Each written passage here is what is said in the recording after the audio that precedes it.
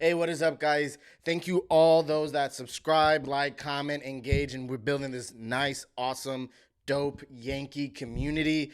But it says that 70% of you that are viewing right now are not subscribed. So if you're enjoying the content, liking what you're seeing, and want to see more of it, I would appreciate the support if you were to subscribe right now. So if you're not subscribed, please make sure you subscribe so you could join the community. All are welcomed. And let's get right straight to the video.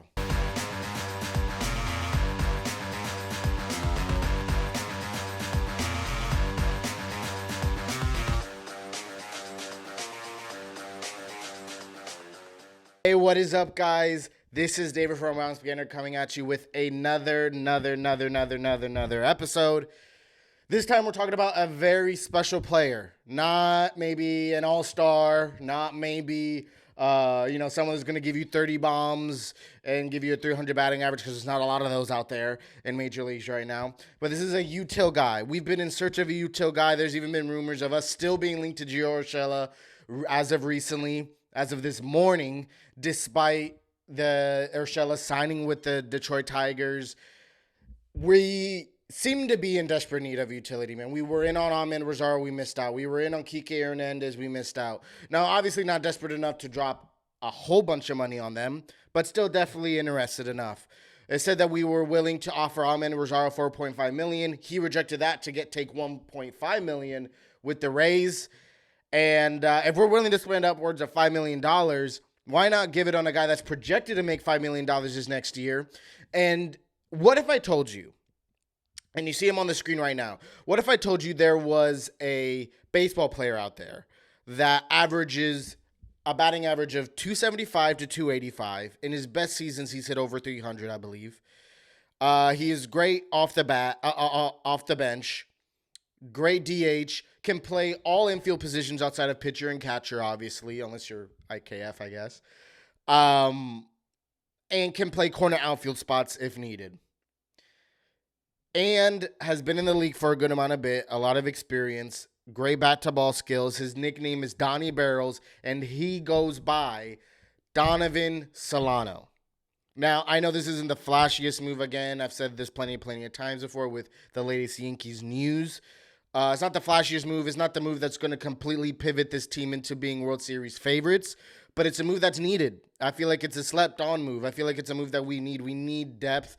We need a bench piece that can show up and show out. A bench piece that has experience as well is also a benefit. For someone, again, most concerns with aging players is not just maybe their performance, which Donovan Solano he's been performing well. Even last year, I think, is one of his better years in his career. So he's aging pretty dang well. But also is his the player's ability to stay on the field. But if you're a bench piece and if you're only playing so many percentage of games, then it's not necessarily super important how young you are and youthful you are, because we won't need you on the field every single day.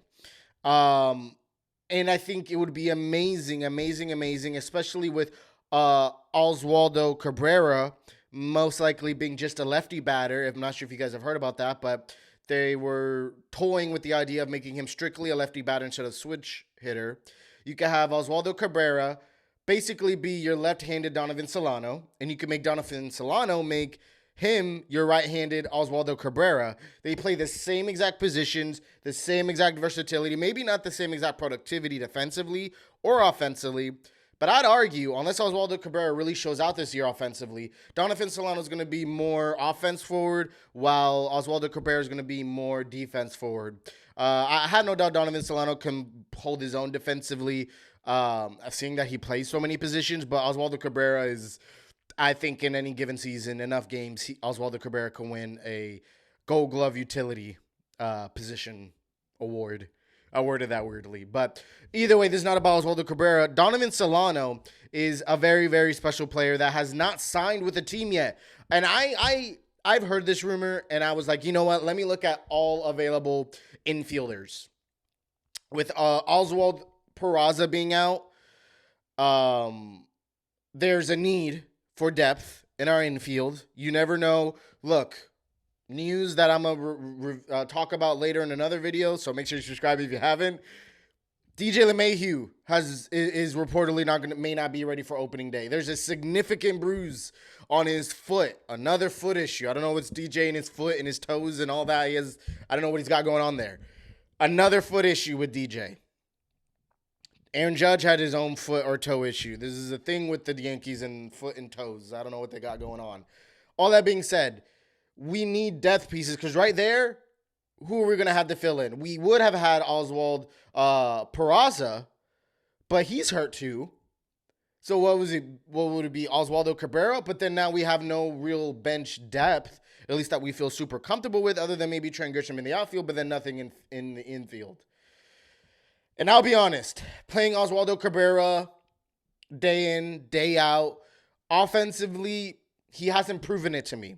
So I'm not super confident in that. Someone that I'll feel slightly more confident in, and again, adds general depth to your roster, is Donovan Solano. And if you don't know, he's played with the Yankees before. Now, not a long stretch. I think he's only played 9 games with the Yankees. I'm not too sure what happened there, so maybe for those of you that remember him on the Yankees, recollect my memory, let me know down in the comments. But why not return back to the Yankees? Again, on a deal that he is projected to make about $5 million, though projections also say that they don't think he's going to get $5 million with his age, being at 37 years old.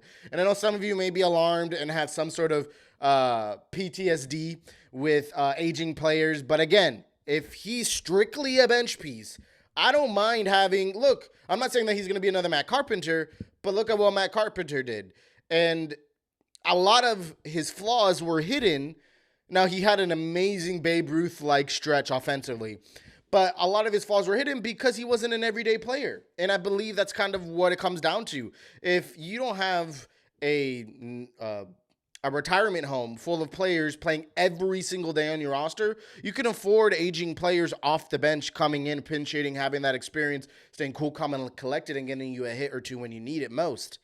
I think that's when aging players are most valuable because that's when they tend to be. They use their skills and their expertise and their experience best in those high intensity moments.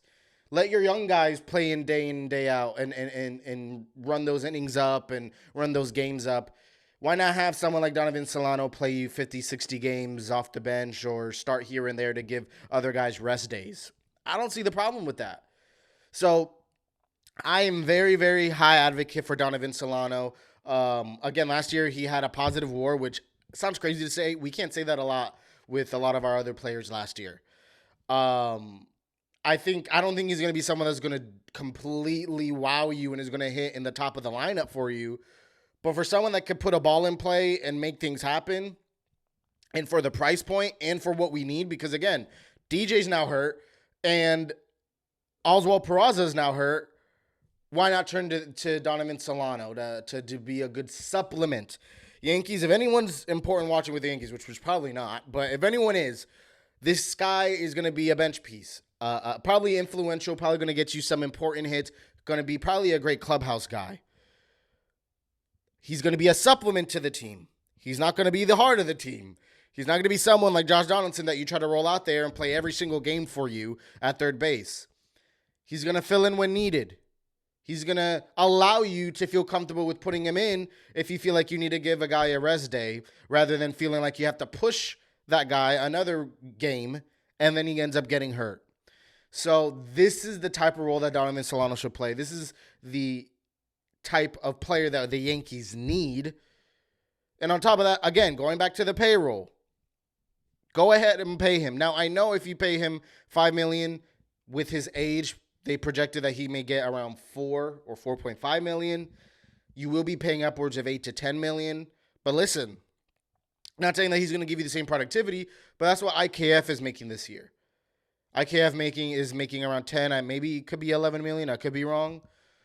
And he plays almost the same exact positions, except for he's a two-way player, if you want to say that, because he could pitch in blowouts and he could catch in tight situations.